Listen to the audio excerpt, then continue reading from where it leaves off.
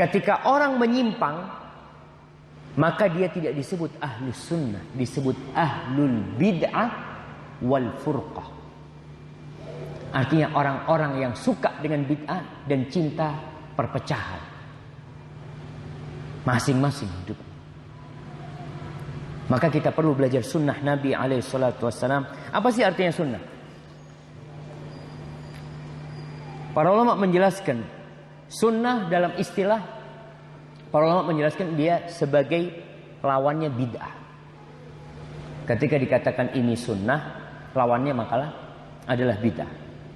Maka muncul istilah tadi ahlus sunnah wal jamaah sebagai lawan dari ahlul bid'ah wal furqah.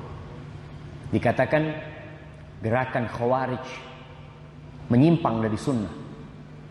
Mereka berpisah dari Ali bin Abi Thalib radhiyallahu taala anhu.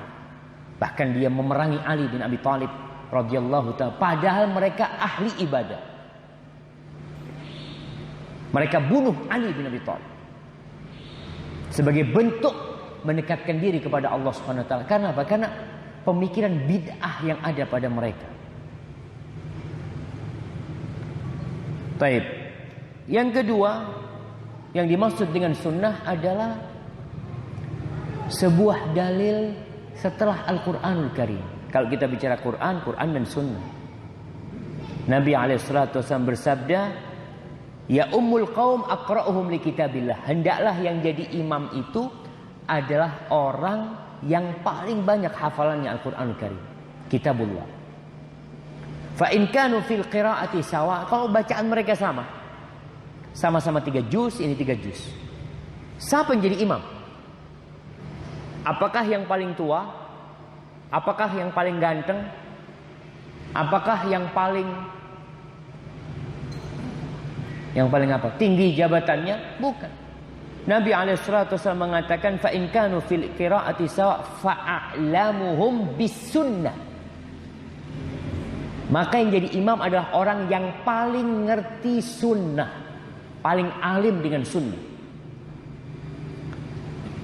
Adapun sunnah dalam istilah para ulama fikih dan ulama usulul fiqh, ketika mereka berbicara tentang sunnah, mereka punya istilah tersendiri. Ahlul hadis, para ulama hadis, mereka juga tatkala berbincang tentang sunnah, maksudnya juga berbeda. Kalau ulama hadis mengatakan sunnah itu adalah ma udhifa ila nabi sallallahu alaihi wasallam min qaulin aw fi'lin aw taqririn aw sifatin khuluqiyatin aw khalqiyatin. Yang dimaksud dengan sunnah menurut ahli hadis adalah segala sesuatu yang disandarkan kepada Nabi alaihi salatu wasallam. Baik itu ucapan Nabi sallallahu alaihi wasallam bersabda, jadi sunnah. Au fi'lin, Nabi alaihi salatu wassalam tidur miring ke kanan, ini perbuatan. Au takririn, atau ketetapan Nabi. Nabi alaihi salatu wassalam mendapat berita seorang sahabat setiap sholat membaca Qul huwallahu ahad. Dapat berita nih. Nabi membiarkannya, bahkan Nabi memotivasi orang itu. Maka ini jadi sunnah. Padahal Nabi tidak berkata, Nabi tidak mengamalkan, tapi diamalkan seorang sahabat, kemudian dibiarkan sama Nabi SAW. Maka itu jadi sunnah, bukan bid'ah. Jangan sampai orang salah paham, oh itu sahabat melakukan bid'ah. Bukan. Itu hukumnya jadi sunnah. Kalau Nabi melarangnya selesai, tapi Nabi membiarkannya berarti itu maknanya takrir. Nabi itu jadi sunnah. Ini menurut istilah ulama hadis. Kemudian atau sifat, baik itu sifat fisik atau sifat mental. Dikatakan Nabi SAW adalah seorang yang sangat pemberani. Itu sifat mental Nabi alaihissalam, psikis beliau. Atau sifat fisik. Contohnya apa? Karena Rasulullah sallallahu alaihi wasallam Lam yakun tawilan wala qasiran. Nabi alaihi dan tidak pendek. Beliau sedang-sedang tinggi.